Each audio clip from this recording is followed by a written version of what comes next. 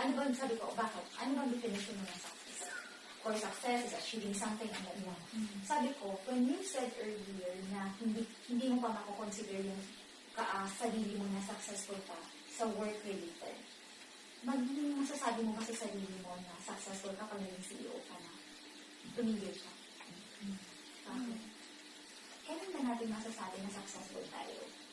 At this point sa life natin, can we consider ourselves as successful? Yes, of course, when we aim on something sa work, gusto ko kasi maging head nurse. Gusto ko kasi maging CEO.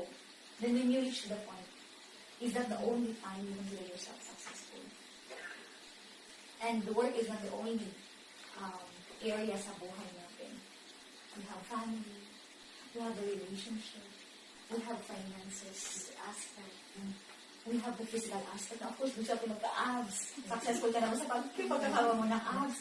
So, ang dami, di ba? Ang daming aspekto sa buhay natin. And then, like, kung mag-checklist ka, sa work, hindi pa ako successful kasi hindi pa ako CEO. Sa abs, hindi ko pa achieve ang 1-pack abs. Di ba? Kasi dapat 6 abs. Wala siya. 6 packs.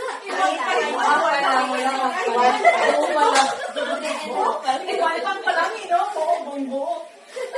Diba? Tapos sa finance, fats pa lang, hindi packs. Tapos pag sa finance, piso lang meron ako, diba?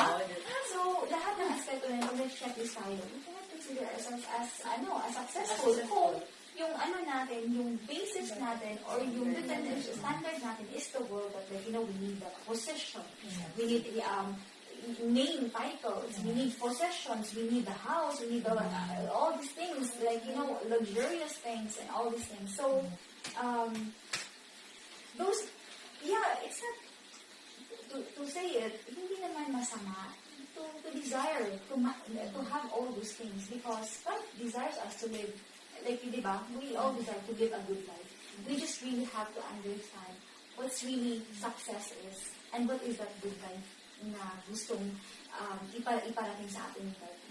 What does he mean when he said, desire ko sa inyo to live a life of fully.